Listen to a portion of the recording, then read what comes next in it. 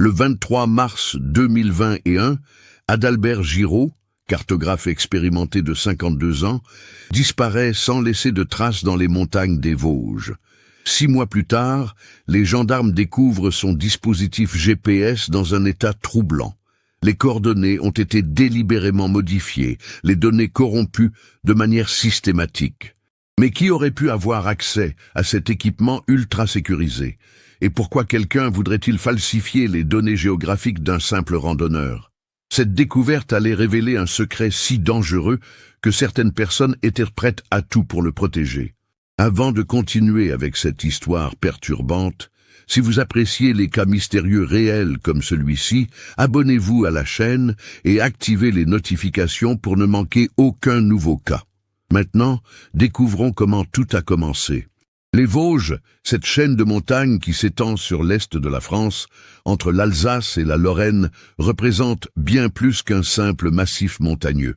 Avec leurs sommets arrondis, culminant à 1424 mètres au Grand Ballon, leurs forêts denses de sapins et d'épicéas, et leurs vallées profondes sculptées par les glaciers, les Vosges offrent un terrain de jeu incomparable pour les randonneurs expérimentés. Mais cette beauté naturelle cache aussi des dangers. Brouillard soudain, terrain accidenté, secteur isolé où le réseau téléphonique reste inexistant. Adalbert Giraud connaissait ces montagnes comme peu de personnes au monde.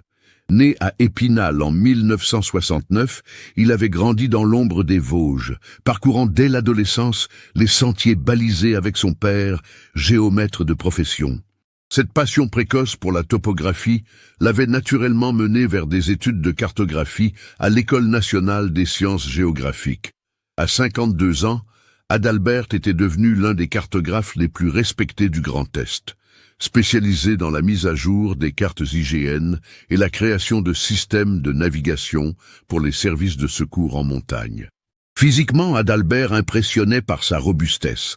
1,80 m, 75 kg de muscles forgés par des décennies de randonnée, des mains calleuses habituées à manipuler instruments de mesure et équipements GPS, ses cheveux gris acier toujours soigneusement peignés et ses yeux bleus perçants lui donnaient l'allure d'un homme méticuleux et fiable.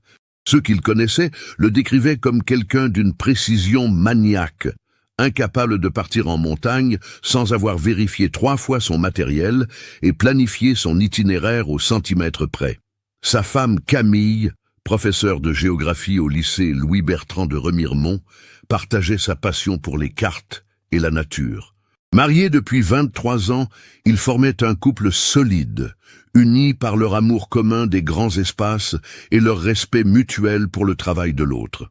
Camille enseignait la géographie physique avec la passion de quelqu'un qui avait parcouru les terrains qu'elle décrivait. Leurs 2 enfants, Lucas, 20 ans, étudiant en géologie à Nancy, et Sarah, 18 ans, en terminale scientifique, avaient hérité de cette fascination familiale pour les sciences de la Terre. Le couple habitait une maison traditionnelle vosgienne à Gérardmer, avec ses murs de grès rose et son toit à forte pente typique de la région. Le bureau d'Adalbert, situé au premier étage, ressemblait à un véritable centre de cartographie miniature. Cartes topographiques punaisées au mur, ordinateurs équipés des derniers logiciels de géolocalisation, armoires remplies d'instruments de mesure optique et GPS de différentes générations. Sur son bureau trônait toujours sa fierté. Un récepteur GPS Trimble GeoXH ultra précis, capable de fournir des coordonnées avec une marge d'erreur inférieure à 1 mètre, un outil professionnel valant plusieurs milliers d'euros. Adalbert travaillait principalement pour l'Institut national de l'information géographique et forestière, mais aussi comme consultant pour des entreprises de BTP ayant besoin de relevés topographiques précis. Sa réputation dépassait les frontières régionales. Il avait participé à la cartographie de zones difficiles d'accès dans les Alpes, contribué à l'établissement de nouveaux sentiers de grande randonnée et formé de nombreux jeunes cartographes aux techniques de navigation GPS en terrain difficile. Mais Adalbert ne travaillait pas seul. Il collaborait régulièrement avec le docteur Émilie Favre, géologue spécialisée dans l'étude des formations rocheuses vosgiennes. Émilie, 45 ans, dirigeait le laboratoire de minéralogie de l'Université de Strasbourg et menait depuis plusieurs années des recherches sur la composition géologique unique des Vosges. Leur collaboration avait commencé 5 ans plus tôt, quand l'IGN avait commandé une mise à jour complète des cartes géologiques du massif. Adalbert fournissait les coordonnées précises, Émilie analysait la composition des roches et des sols. Cette collaboration s'était révélée particulièrement fructueuse dans l'identification de gisements minéraux rares. Les Vosges, formés il y a plus de 300 millions d'années, recèlent en effet des trésors géologiques exceptionnels, améthystes, quartz fumé, fluorite et surtout des cristaux de quartz extrêmement purs recherchés par l'industrie électronique. Émilie avait d'ailleurs publié plusieurs articles dans des revues scientifiques internationales sur ces formations uniques, attirant l'attention de chercheurs du monde entier. Marc Delacroix, garde forestier de 58 ans responsable du secteur du Honeck, connaissait Adalbert depuis une quinzaine d'années. Ancien militaire reconverti dans la protection de l'environnement, Marc incarnait le gardien traditionnel des Vosges. Connaissance encyclopédique de la faune et de la flore, respect absolu pour l'équilibre écologique du massif, autorité naturelle sur tous ceux qui fréquentaient sa montagne. Sa barbe grise et son regard sévère impressionnaient les randonneurs indisciplinés, mais ceux qui le connaissaient appréciaient sa générosité et sa disponibilité pour aider les visiteurs en difficulté. Marc et Adalbert s'étaient rencontrés lors d'une mission de balisage de nouveaux sentiers. Depuis, ils collaboraient régulièrement. Adalbert fournissait les cartes précises des zones à protéger. Marc signalait les changements environnementaux susceptibles d'affecter la cartographie. Cette relation professionnelle s'était muée en véritable amitié, ponctuée de longues discussions sur l'évolution du massif et les défis de sa préservation. En ce début d'année 2021, les Vosges traversaient une période particulière. La pandémie de Covid-19 avait paradoxalement augmenté la fréquentation des espaces naturels, beaucoup de citadins cherchant des activités de plein air compatibles avec les restrictions sanitaires. Cette affluence inhabituelle inquiétait les professionnels de la montagne. Davantage de randonneurs inexpérimentés, multiplication des déchets, érosion accélérée de certains sentiers. Marc et Adalbert avaient d'ailleurs évoqué ces problèmes lors de leur dernière rencontre en février, s'accordant sur la nécessité d'une surveillance renforcée des zones les plus fragiles. Le 23 mars 2021 était un mardi. Adalbert avait planifié cette sortie depuis plusieurs semaines dans le cadre d'une mission de routine pour l'IGN. Vérifier l'état des bornes géodésiques sur le secteur du Honeck et effectuer des relevés GPS pour la mise à jour de la carte topographique au 25 millième. Une mission qu'il avait déjà réalisée des dizaines de fois sur un terrain qu'il connaissait par cœur. Le réveil d'Adalbert sonna à 5h30, comme chaque fois qu'il partait en montagne. Camille se souvenait parfaitement de cette matinée. Son mari avait pris son petit déjeuner habituel, café noir et tartine de confiture de myrtille des Vosges, tout en vérifiant une dernière fois sa carte et les prévisions météorologiques sur son smartphone. Le bulletin Météo France annonçait une journée idéale. Ciel dégagé, température de 8 degrés en vallée, 15 degrés prévus vers midi, vent faible de secteur ouest. Visibilité excellente, aucun risque de précipitation. Adalbert avait embrassé sa femme vers 6h45, lui rappelant qu'il serait de retour vers 18h, comme convenu. Je commence par la borne du Honeck, ensuite je descends vers le lac de Chissrotride pour les relevés de la zone humide, avait-il précisé. Un itinéraire qu'il avait emprunté une vingtaine de fois au cours des 5 dernières années, sans jamais rencontrer la moindre difficulté. Son équipement, soigneusement préparé la veille, correspondait aux standards professionnels les plus exigeants.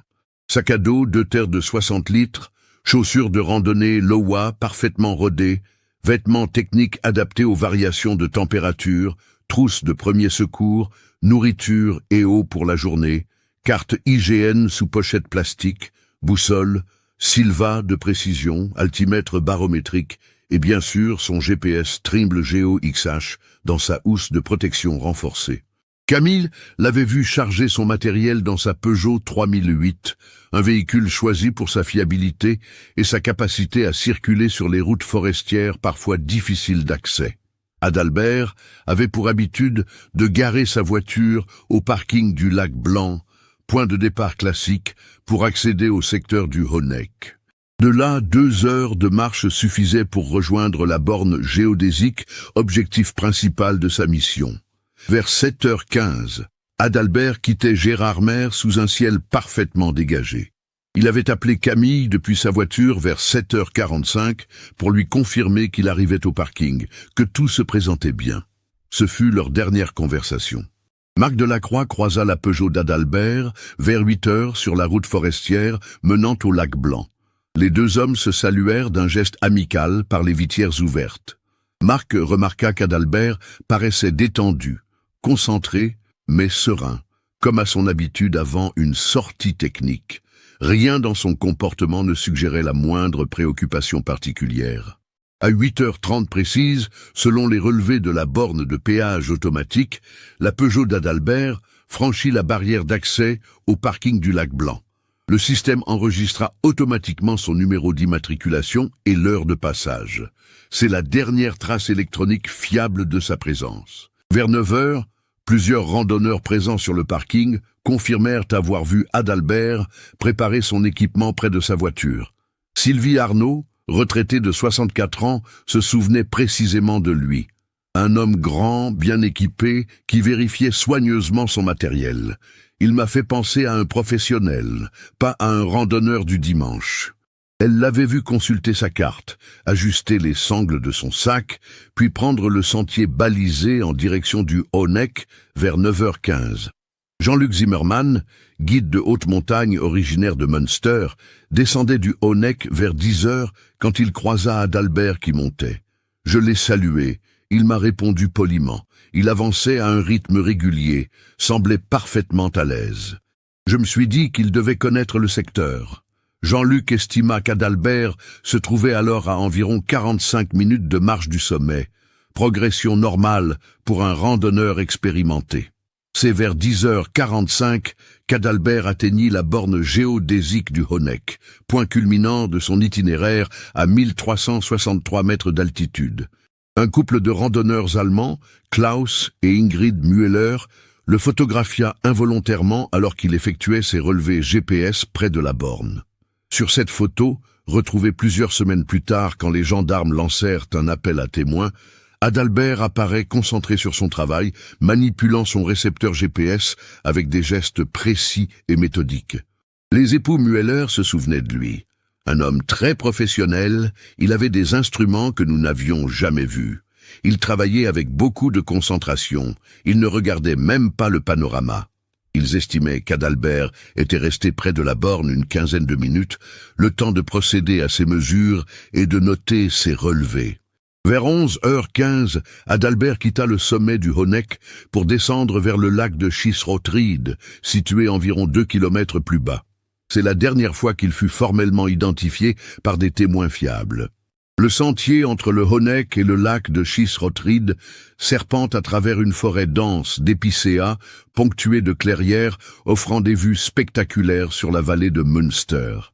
Par temps clair, ce secteur ne présente aucune difficulté particulière pour un randonneur expérimenté.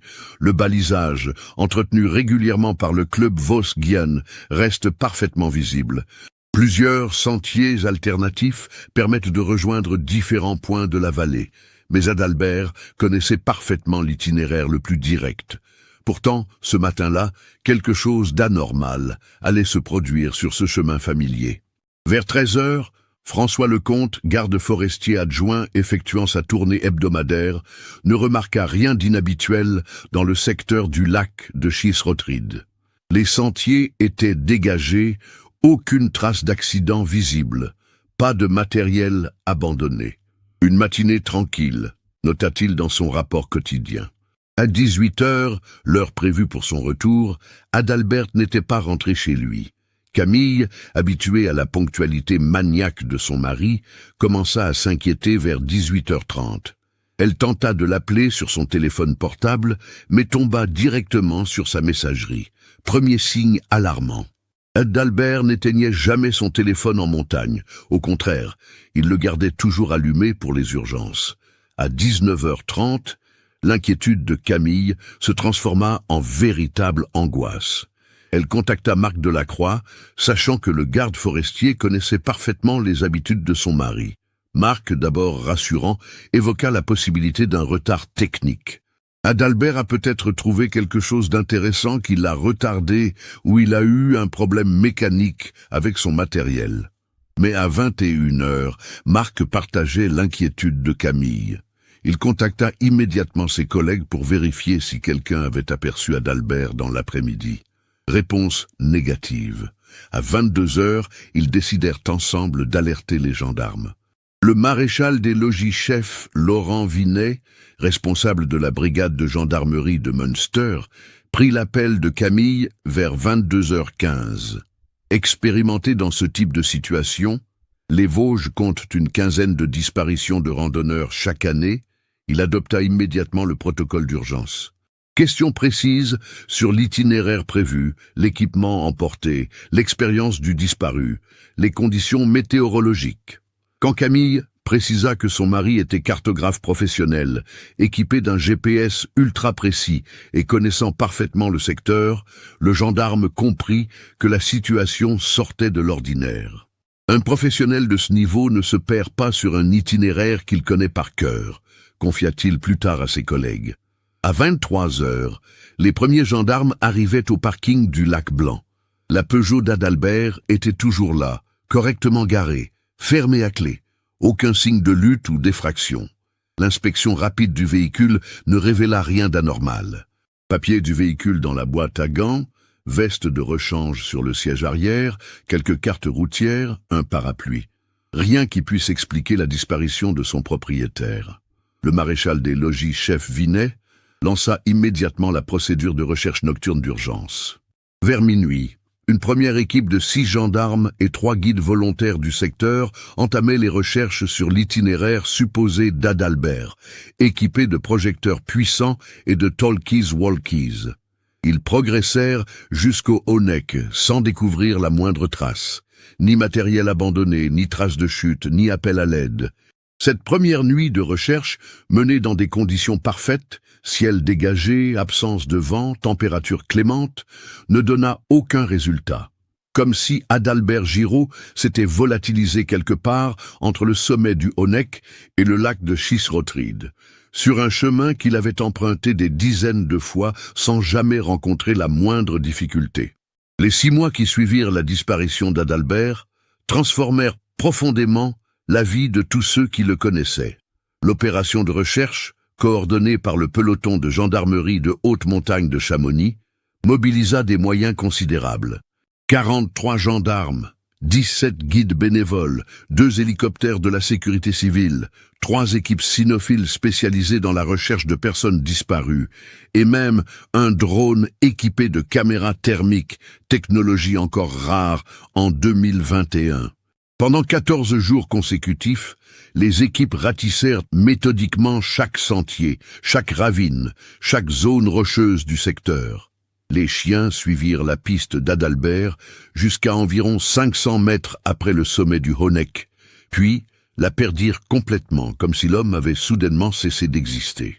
Les hélicoptères survolèrent la zone en quadrillage serré, leurs caméras thermiques scrutant la moindre anomalie de température sous la canopée forestière. Les plongeurs de la gendarmerie explorèrent systématiquement tous les lacs et étangs du secteur, au cas où Adalbert aurait chuté dans l'eau. Rien. Aucune trace, aucun indice, aucun élément matériel susceptible d'expliquer cette disparition. Le maréchal des logis-chefs Vinet, pourtant habitué aux disparitions en montagne, admit plus tard n'avoir jamais vécu une situation aussi déconcertante. En 25 ans de service dans les Vosges, j'ai géré des dizaines de recherches. Accidents, chutes, perte d'orientation. Il reste toujours quelque chose. Un vêtement accroché à une branche, des traces de pas dans la boue, du matériel tombé. Là, rien du tout. C'était troublant. Camille vivait cette épreuve dans un état de tension permanente qui inquiétait profondément ses proches.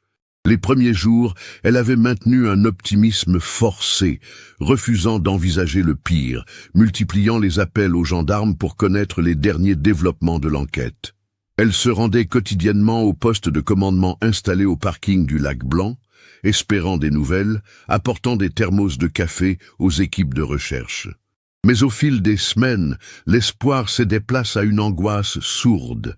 Camille maigrit de 8 kilos en un mois, son sommeil devint chaotique, ponctué de cauchemars où elle voyait Adalbert l'appeler depuis des gouffres inaccessibles. Ses collègues du lycée Louis-Bertrand remarquèrent sa difficulté croissante à se concentrer sur ses cours. Plusieurs fois, des élèves la trouvèrent figée devant une carte des Vosges, affichée en salle de géographie, fixant la région du Honeck avec une intensité douloureuse. Lucas et Sarah, les enfants du couple, réagirent différemment à la disparition de leur père. Lucas, l'aîné, interrompit ses études de géologie à Nancy pour soutenir sa mère et participer activement aux recherches. Chaque week-end, il arpentait les sentiers vosgiens avec des groupes de bénévoles, inspectant des zones que les équipes officielles avaient déjà fouillées. Cette activité intense lui permettait de canaliser son angoisse, de garder l'impression d'agir utilement. Sarah, plus fragile psychologiquement, sombra dans un mutisme inquiétant. Excellente élève jusqu'alors, ses notes chutèrent brutalement au 3e trimestre. Elle passait des heures enfermée dans sa chambre, refusant de parler de son père, comme si évoquer sa disparition risquait de la rendre définitive. Son professeur principal alerta Camille sur l'état préoccupant de l'adolescente, suggérant un accompagnement psychologique. La communauté professionnelle d'Adalbert fut également profondément ébranlée. L'Institut national de l'information géographique et forestière lança sa propre enquête interne, confiant à 3 cartographes seniors la mission de reconstituer précisément les derniers mouvements de leurs collègues. Ils analysèrent ses derniers travaux, vérifièrent ses communications électroniques, contactèrent tous ses correspondants professionnels des semaines précédentes. Cette investigation révéla qu'Adalbert travaillait depuis janvier sur un projet particulièrement ambitieux, la cartographie ultra précise des gisements minéraux des Vosges, en collaboration avec le docteur Émilie Favre. L'objectif était de créer une carte géologique détaillée, intégrant les dernières découvertes scientifiques sur la composition du sous-sol vosgien. Un travail de longue haleine qui nécessitait de nombreuses sorties terrain pour valider les données théoriques. Émilie Favre fut interrogée à plusieurs reprises par les gendarmes. La géologue, visiblement affectée par la disparition de son collaborateur, leur fournit tous les éléments de leur correspondance professionnelle. Elle expliqua qu'Adalbert et elle avaient identifié plusieurs sites présentant des formations cristallines exceptionnelles, notamment dans le secteur du Honeck. Adalbert était passionné par ce projet, confia-t-elle aux enquêteurs. Il disait souvent que les Vosges recelaient des trésors géologiques encore méconnus. Marc Delacroix, le garde forestier, vécut la disparition d'Adalbert comme un échec personnel. Il se reprochait de ne pas avoir accompagné son ami ce matin-là, persuadé que sa présence aurait pu éviter le drame. Marc multipliait les rondes dans le secteur du Honeck, espérant découvrir un indice oublié par les équipes de recherche. Il interrogea systématiquement tous les randonneurs qu'il croisait, au cas où l'un d'eux aurait aperçu quelque chose d'inhabituel. C'est Marc qui proposa aux gendarmes d'analyser les habitudes spécifiques d'Adalbert en montagne. Il avait ses manies, expliqua-t-il. Par exemple, il marquait toujours ses points de relevé GPS avec de petits cairns temporaires qu'il démolit avant de repartir. Il photographiait systématiquement chaque borne géodésique sous plusieurs angles. Il notait tout dans un carnet étanche qu'il gardait toujours dans la poche droite de sa veste. Ces détails, qui pouvaient paraître anodins, constituaient autant de pistes potentielles pour comprendre ce qui s'était passé. Les gendarmes recherchèrent donc ces fameux cairns, ces photos, ce carnet. Ils fouillèrent chaque recoin du sentier entre le Honeck et le lac de Chis-Rotride. Ils contactèrent les opérateurs téléphoniques pour obtenir les dernières géolocalisations du smartphone d'Adalbert. Ils épluchaient ses comptes bancaires pour vérifier qu'aucune transaction suspecte n'avait eu lieu. Ils interrogèrent ses voisins, ses collègues, ses amis, cherchant un détail, une confidence, un changement de comportement qui aurait pu expliquer sa disparition. L'enquête piétinait. Au bout de 6 semaines, les recherches actives furent officiellement suspendues, transformées en veille permanente. Les gendarmes continuaient de réceptionner et vérifier chaque signalement, chaque témoignage, chaque théorie proposée par le public. Car l'affaire avait pris une dimension médiatique importante. La presse locale, puis nationale, s'était emparée de cette disparition inexpliquée d'un professionnel expérimenté dans un secteur qu'il connaissait parfaitement. Les théories fleurirent. Certains évoquaient un accident rare, chute dans une crevasse invisible, ensevelissement par un éboulement ponctuel, noyade dans un trou d'eau dissimulé. D'autres penchaient pour l'hypothèse d'une fugue. Adalbert aurait-il voulu disparaître volontairement, échapper à une situation personnelle ou professionnelle difficile? Cette piste fut sérieusement étudiée, puis abandonnée. Aucun élément de sa vie privée ou professionnelle ne justifiait une telle décision drastique. Les plus imaginatifs évoquaient des scénarios plus sombres, enlèvement, agression, règlement de compte. Mais là encore, rien dans la personnalité ou les activités d'Adalbert ne permettait d'étayer ces hypothèses. L'homme menait une existence rangée, sans ennemis connus, sans activités douteuses, sans secrets apparents. Au fil des mois, la vie tenta de reprendre son cours normal, mais rien ne fut plus jamais comme avant. Camille retourna enseigner en septembre, mais ses collègues remarquèrent qu'elle évitait soigneusement les cours sur la géologie des Vosges. Sarah accepta finalement un suivi psychologique qui l'aida progressivement à surmonter son mutisme. Lucas reprit ses études, mais changea d'orientation. La géologie lui rappelait trop son père disparu. Marc Delacroix demanda sa mutation vers un autre secteur forestier. « Je ne supportais plus de voir cette montagne tous les jours », avoua-t-il. « Chaque sentier me rappelait Adalbert. Chaque groupe de randonneurs me faisait espérer qu'ils avaient trouvé quelque chose. » L'IGN rendit officiellement hommage à Adalbert lors d'une cérémonie organisée en septembre 2021. Ses collègues évoquèrent la passion, la rigueur et la gentillesse de l'homme, qui avait consacré sa vie à cartographier avec précision les territoires français. Une plaque commémorative fut installée près de la borne géodésique du Honeck, dernier endroit où sa présence avait été formellement attestée. Mais l'été 2021 apporta un élément nouveau qui allait relancer l'enquête de façon spectaculaire. Le 21 septembre 2021, exactement 6 mois après la disparition d'Adalbert, Antoine Mercier, mycologique amateur de 54 ans originaire de Colmar, explorait les sous-bois du secteur de Chissrotride à la recherche de cèpes d'automne. Passionné de champignons depuis l'adolescence, Antoine connaissait parfaitement les coins les plus reculés des Vosges, où poussaient les espèces les plus recherchées. Ce matin-là, il s'était aventuré dans une zone particulièrement dense, à environ 800 mètres du sentier principal, attiré par la présence de vieux êtres centenaires sous lesquels proliféraient généralement les champignons. Le terrain, en pente assez raide, était recouvert d'un épais tapis de feuilles mortes et de mousse humide. Vers 10h30, alors qu'il inspectait la base d'un hêtre particulièrement imposant, Antoine remarqua quelque chose d'inhabituel, qui brillait faiblement sous les feuilles. En écartant délicatement la végétation, il découvrit un objet rectangulaire noir, partiellement enfoncé dans le sol humide. Sa première pensée fut qu'il s'agissait d'un téléphone portable perdu par un randonneur. Mais, en dégageant complètement l'objet, Antoine réalisa qu'il tenait entre les mains un récepteur GPS professionnel, bien plus sophistiqué qu'un simple smartphone. L'appareil, de marque Trimble, portait encore des traces d'autocollants d'identification partiellement effacés par les intempéries. Antoine, qui n'y connaissait rien en matériel de géolocalisation professionnelle, eut néanmoins l'intuition qu'il avait peut-être trouvé quelque chose d'important.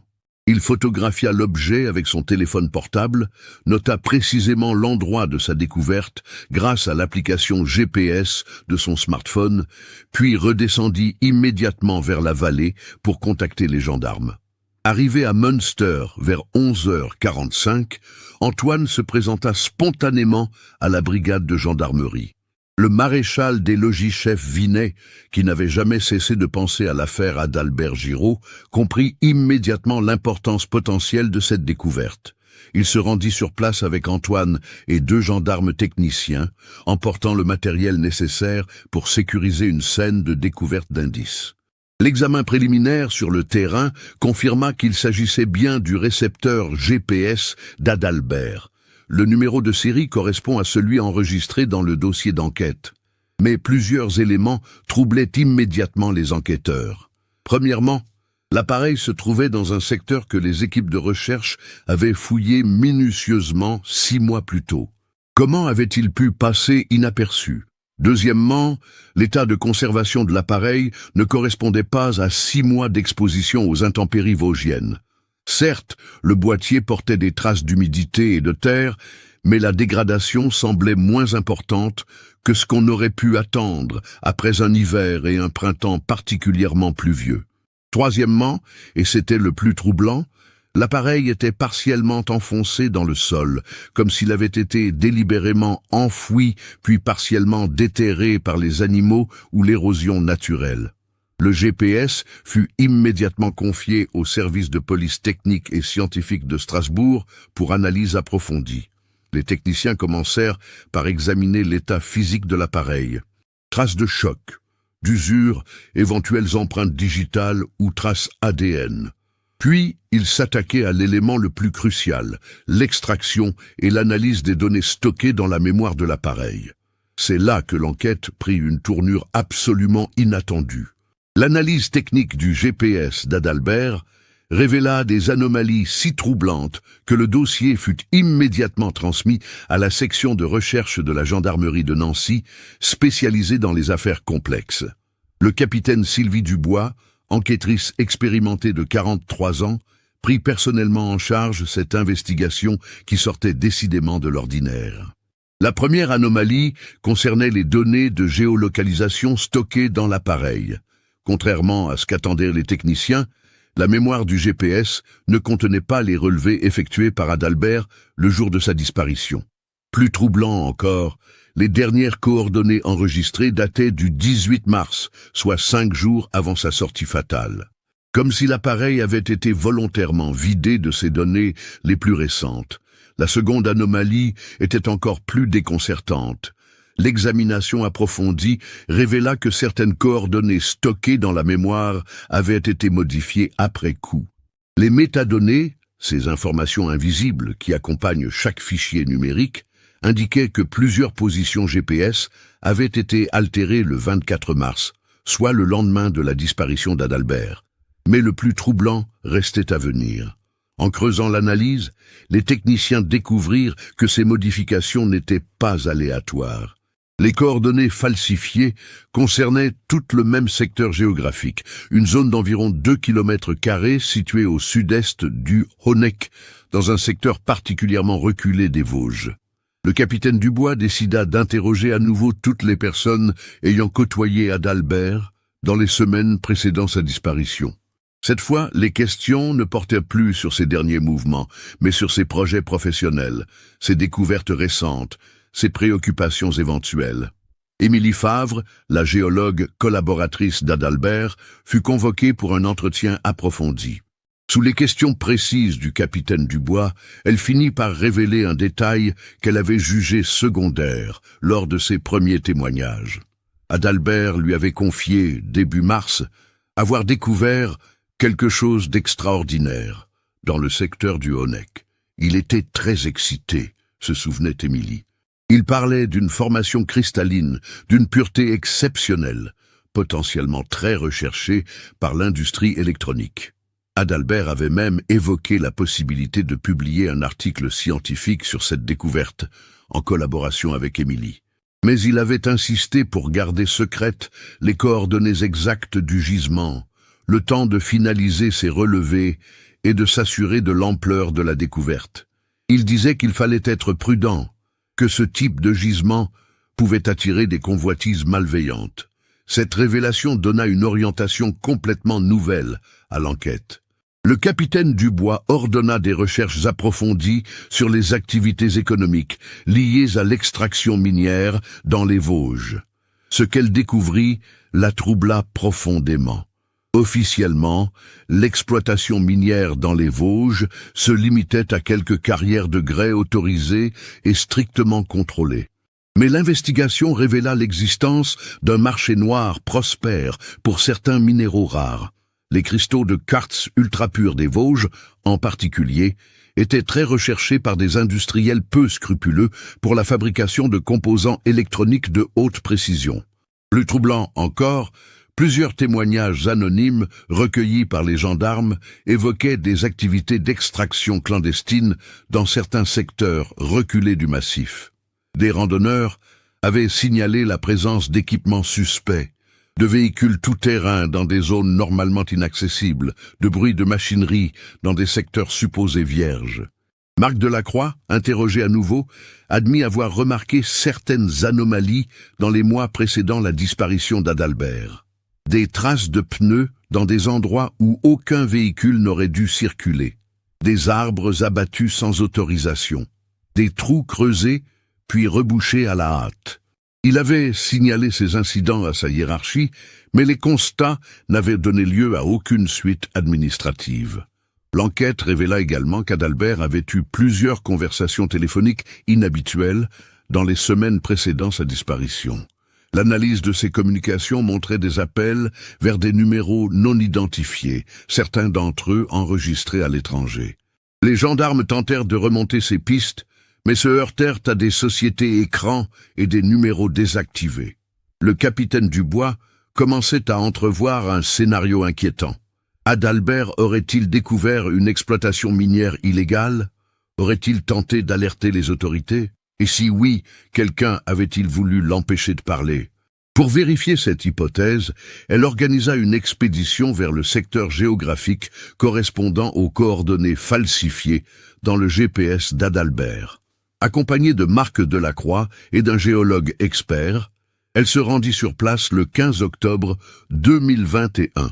Ce qu'ils découvrirent dépassa leurs pires craintes. Le secteur correspondant aux coordonnées falsifiées se situait dans une combe isolée, accessible uniquement par un ancien chemin forestier abandonné depuis les années 70.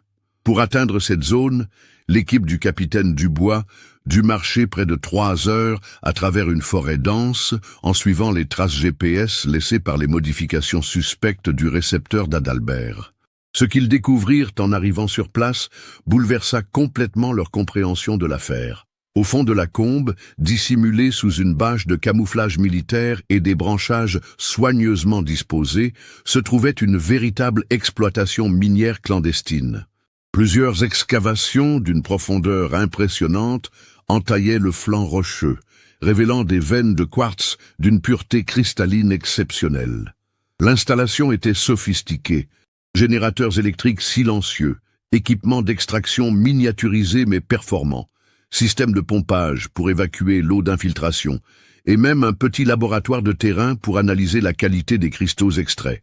Tout avait été conçu pour passer inaperçu. Les machines étaient peintes en vert kaki pour se fondre dans l'environnement. Les accès étaient masqués et l'ensemble de l'exploitation pouvait être rapidement démonté en cas d'alerte. Marc Delacroix, pourtant habitué à arpenter ces montagnes depuis des décennies, fut stupéfait. Je suis passé à moins de 500 mètres de cet endroit des dizaines de fois sans jamais rien remarquer. Ils avaient vraiment pensé à tout pour rester invisibles. Le géologue expert confirma immédiatement la valeur exceptionnelle du gisement. Les cristaux de quartz extraits présentaient un niveau de pureté de 99,99%, une qualité rarissime recherchée par l'industrie des semi-conducteurs pour la fabrication de composants électroniques ultra précis. Sur le marché international, ces cristaux valaient plusieurs milliers d'euros le kilogramme. Mais la découverte la plus troublante attendait l'équipe dans le laboratoire de terrain. Parmi les documents abandonnés sur la table de travail, le capitaine Dubois trouva une carte topographique des Vosges couverte d'annotations manuscrites. Cette carte portait de nombreux points marqués au crayon rouge, avec des coordonnées GPS notées en marge. En comparant ces coordonnées avec celles falsifiées dans l'appareil d'Adalbert, la correspondance était parfaite. Plus troublant encore, la carte portait des annotations en français, mais aussi en anglais et en allemand, suggérant une opération internationale. Certaines notes faisaient référence à des zones sensibles à éviter, d'autres à des périodes de surveillance renforcées par les gardes forestiers. L'exploitation clandestine était manifestement très bien informée des mouvements des autorités locales. Dans un coin du laboratoire, dissimulé sous des échantillons de roches, l'équipe découvrit une sacoche en cuir noir. À l'intérieur, le carnet de terrain d'Adalbert, celui-là même que Marc Delacroix avait décrit aux enquêteurs comme étant toujours dans la poche droite de la veste du cartographe. Le carnet était ouvert à la page du 23 mars, celle de sa dernière sortie. La lecture de cette page révéla des informations capitales. Adalbert avait noté avec sa précision habituelle tous ses relevés du matin. Coordonnées de la borne du Haut-Neck, données météorologiques, état des sentiers. Mais en fin de page, une annotation différente, écrite avec une encre plus foncée, indiquait « Anomalie GPS secteur, Chis-Rotride, vérifier coordonnées contradictoires, activité suspecte détectée ». Cette note confirmait que le cartographe avait effectivement remarqué quelque chose d'anormal ce jour-là. Les coordonnées contradictoires mentionnées correspondaient exactement à celles de l'exploitation clandestine. Adalbert avait donc bien découvert le site illégal. Le capitaine Dubois ordonna immédiatement une perquisition complète du site. Les investigations révélèrent l'ampleur impressionnante de l'opération. Les excavations contenaient, pour plusieurs centaines de milliers d'euros, de cristaux de quartz prêts à être extraits. Des documents comptables abandonnés montraient que l'exploitation était active depuis au moins 18 mois, avec des livraisons régulières vers des acheteurs basés en Suisse et en Allemagne. L'enquête informatique sur les équipements abandonnés apporta des révélations encore plus troublantes. Un ordinateur portable contenant les fichiers de gestion de l'exploitation révéla l'identité des responsables, une société holding basée au Luxembourg, elle-même contrôlée par un consortium d'industriels européens spécialisés dans les composants électroniques de haute technologie. Cette société, Crystal Mining International, opérait dans plusieurs pays européens, exploitant des gisements de minéraux rares dans des zones protégées grâce à un réseau complexe de complicité locale et de corruption. Les Vosges ne constituaient qu'un maillon d'une chaîne d'exploitation clandestine, s'étendant des Alpes suisses aux montagnes scandinaves. Mais comment Adalbert avait-il découvert cette exploitation ? L'analyse de son carnet révéla qu'il travaillait depuis plusieurs semaines sur des anomalies dans les données GPS officielles de la région. En tant que cartographe professionnel, il avait remarqué que certaines coordonnées ne correspondaient pas aux relevés terrain qu'il effectuait régulièrement. Ces anomalies l'avaient intrigué au point de programmer une vérification spécifique le 23 mars. Ce jour-là, en suivant son GPS vers le lac de Chis-Rotride, Adalbert avait été dirigé vers la zone d'exploitation clandestine au lieu de sa destination prévue. Les coordonnées de son appareil avaient été piratées à distance par les responsables de l'exploitation qui falsifiaient systématiquement les données GPS pour empêcher la découverte accidentelle de leur site. Mais Adalbert, avec son expérience et sa connaissance parfaite du terrain, avait immédiatement compris qu'il ne se trouvait pas au bon endroit. Au lieu de faire demi-tour, sa curiosité professionnelle l'avait poussé à explorer cette anomalie. C'est ainsi qu'il était tombé sur l'exploitation clandestine. Les dernières pages de son carnet, écrites manifestement dans l'urgence, racontaient sa découverte. Installation minière non autorisée, extraction cristaux quartz, équipement professionnel, activité récente confirmée, alerte autorité nécessaire immédiate. Adalbert avait tenté de photographier l'installation avec son appareil photo numérique, puis de quitter les lieux pour alerter immédiatement les gendarmes. Mais il n'en avait pas eu le temps. L'arrestation des responsables de Crystal Mining International nécessita une coopération internationale impliquant Europol et les polices de 4 pays européens. L'opération, coordonnée depuis Strasbourg, eut lieu simultanément le 3 novembre 2021 dans plusieurs villes européennes. À Luxembourg, les enquêteurs interpellèrent Heinrich Völker, dirigeant allemand de 62 ans, ancien ingénieur minier reconverti dans l'exploitation de ressources rares. Völker dirigeait un réseau d'une dizaine de sites d'extraction clandestine générant plusieurs millions d'euros de chiffre d'affaires annuel. À Genève, ce fut Stefan Richter, géologue suisse de 54 ans, qui fut arrêté. Richter était responsable de l'identification et de l'évaluation des gisements potentiels, utilisant des données satellitaires et des analyses géologiques poussées pour localiser les veines de minéraux les plus prometteuses. Mais l'arrestation la plus choquante eut lieu à Épinal même. Claude Moreau, ingénieur informaticien de 48 ans travaillant pour une société de géolocalisation sous-traitante de l'IGN, fut interpellé à son domicile. Moreau était l'homme clé qui permettait au réseau de pirater les systèmes GPS officiels, créant les anomalies qu'Adalbert avait remarquées. L'interrogatoire de Moreau révéla les détails de l'opération du 23 mars. Quand Adalbert avait découvert l'exploitation clandestine, il avait immédiatement tenté de contacter les gendarmes avec son téléphone portable. Mais le réseau était brouillé dans ce secteur par un équipement spécialisé installé par les trafiquants. Adalbert avait alors décidé de redescendre vers la vallée pour donner l'alerte. Mais Moreau, qui surveillait l'activité GPS dans la région depuis son bureau d'Épinal, avait immédiatement détecté la présence du cartographe dans la zone interdite. Il avait alerté ses complices par radio. 3 hommes chargés de la sécurité du site avaient intercepté Adalbert alors qu'il tentait de regagner le sentier principal. Le cartographe, confronté à cette situation, avait tenté de négocier. En échange de sa liberté, il promettait de garder le silence sur sa découverte. Mais les trafiquants ne pouvaient pas prendre ce risque. Adalbert fut emmené vers un secteur encore plus reculé, à plusieurs kilomètres de l'exploitation. Là, il fut abattu d'une balle dans la nuque, méthode caractéristique des règlements de compte liés au crime organisé.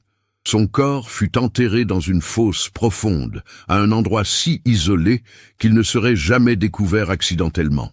Les assassins récupérèrent tous ses effets personnels, téléphone portable, appareil photo, carnet de notes. Ils conservèrent le GPS pour examiner les données qu'il contenait, découvrant avec inquiétude qu'Adalbert avait relevé les coordonnées exactes de plusieurs sites d'extraction. Moreau passa la nuit à falsifier ses coordonnées, puis l'appareil fut abandonné dans un secteur différent pour brouiller les pistes. L'opération était si bien organisée qu'elle donnait l'impression qu'Adalbert avait simplement disparu lors d'un accident de randonnée. Sans la découverte fortuite du GPS par Antoine Mercier, le crime ne serait jamais été élucidé. Les aveux complets de Claude Moreau, obtenus en échange d'une réduction de peine, permirent aux gendarmes de localiser la sépulture d'Adalbert le 15 novembre 2021. Le corps fut découvert à 8 km du site d'exploitation, dans une zone si reculée qu'aucune équipe de recherche ne s'y était aventurée. L'autopsie confirma les déclarations de Moreau. Mort par balle, aucune trace de lutte, décès survenu dans les heures suivant la disparition. L'expertise balistique permit d'identifier l'arme du crime. Un pistolet automatique retrouvé au domicile d'un des complices arrêtés en Allemagne. Le procès de Crystal Mining International s'ouvrit devant le tribunal correctionnel de Nancy en septembre 2022. Heinrich Völker fut condamné à 20 ans de réclusion criminelle pour association de malfaiteurs, exploitation illégale de ressources naturelles et complicité d'assassinat. Stefan Richter écopa de 15 ans pour les mêmes chefs d'accusation. Claude Moreau, dont la coopération avait été déterminante pour résoudre l'affaire, fut condamné à 12 ans de prison. Les 3 exécutants directs du meurtre furent condamnés à la réclusion criminelle à perpétuité. L'enquête révéla que le réseau avait extrait pour plus de 15 millions d'euros de cristaux rares sur l'ensemble de ses sites européens. Tous les bénéfices furent confisqués et reversés à un fonds de protection de l'environnement montagnard. Les sites d'exploitation clandestine des Vosges furent entièrement décontaminés et revégétalisés par l'Office national des forêts. Aujourd'hui, seuls quelques spécialistes pourraient localiser l'endroit exact où Adalbert Giraud perdit la vie pour avoir voulu protéger l'intégrité de ces montagnes bien-aimées. Camille assista à toutes les audiences du procès, accompagnée de ses enfants Lucas et Sarah. Elle déclara aux journalistes « Adalbert est mort pour avoir fait son travail avec conscience et honnêteté. Il a voulu protéger notre patrimoine naturel contre ceux qui le pillaient. Sa mort n'aura pas été vaine si elle permet d'éviter d'autres crimes semblables. » Une fondation Adalbert Giraud fut créée pour financer la surveillance des sites naturels protégés et la formation des professionnels de la montagne aux techniques de détection des activités illégales. Marc Delacroix, qui avait finalement renoncé à sa mutation, en devint le premier directeur opérationnel. L'IGN modifia ses procédures de sécurité informatique pour empêcher tout piratage futur des systèmes de géolocalisation officiels. Un protocole Adalbert Giraud fut établi, imposant une vérification systématique de toute anomalie GPS détectée par les cartographes sur le terrain. Le docteur Émilie Favre publia en 2023 une étude scientifique sur les gisements de cristaux des Vosges, dédiée à la mémoire de son collaborateur disparu. Cette publication, qui révélait l'existence de nombreux autres gisements de grande valeur, conduisit à un renforcement considérable de la surveillance des zones sensibles. Aujourd'hui, une plaque commémorative installée près de la borne géodésique du Honeck rend hommage à Adalbert Giraud, cartographe passionné, protecteur de nos montagnes, mort pour avoir défendu l'intégrité de notre patrimoine naturel. Son travail minutieux et son courage exemplaire continueront d'inspirer tous ceux qui arpentent ces sentiers. Chaque année, le 23 mars, date anniversaire de sa disparition, une randonnée commémorative réunit professionnels de la montagne et amoureux des Vosges sur l'itinéraire qu'Adalbert devait emprunter ce jour-là. Ces marcheurs silencieux honorent la mémoire d'un homme qui paya de sa vie sa fidélité aux valeurs de précision, d'honnêteté et de respect de la nature qui guidaient toute son existence. L'affaire Adalbert Giraud transforma profondément les méthodes de surveillance des espaces naturels protégés en France. Elle révéla l'existence de réseaux criminels sophistiqués capables d'exploiter les failles technologiques et administratives pour piller discrètement les richesses géologiques du pays.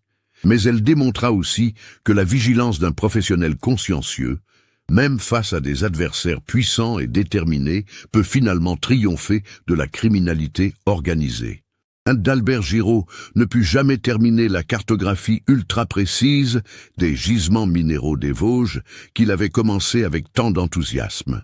Mais sa découverte involontaire et son sacrifice permirent de protéger définitivement ces trésors géologiques contre toute exploitation future. Dans les Vosges qu'il aimait tant, les cristaux continuent de croître lentement dans le silence des profondeurs rocheuses, à l'abri désormais de toute convoitise criminelle. Cette affaire nous montre comment la passion pour son métier et l'intégrité professionnelle peuvent mener au sacrifice ultime, mais aussi comment la vérité finit toujours par triompher, même face aux organisations criminelles les plus sophistiquées. Adalbert Giraud est mort pour avoir voulu préserver l'intégrité de notre patrimoine naturel contre ceux qui l'exploitaient illégalement. Son histoire nous rappelle que derrière chaque disparition mystérieuse peut se cacher une réalité bien plus sombre que ce que nous imaginons. Avez-vous remarqué les indices qui pointaient vers cette exploitation minière clandestine dès le début de l'enquête? Partagez vos réflexions dans les commentaires. Si cette histoire vous a marqué, n'oubliez pas de vous abonner à la chaîne et d'activer les notifications pour ne manquer aucun de nos prochains cas. Laissez un like si cette enquête vous a tenu en haleine et partagez cette vidéo avec ceux qui s'intéressent aux mystères résolus par la détermination et le courage de quelques personnes exceptionnelles.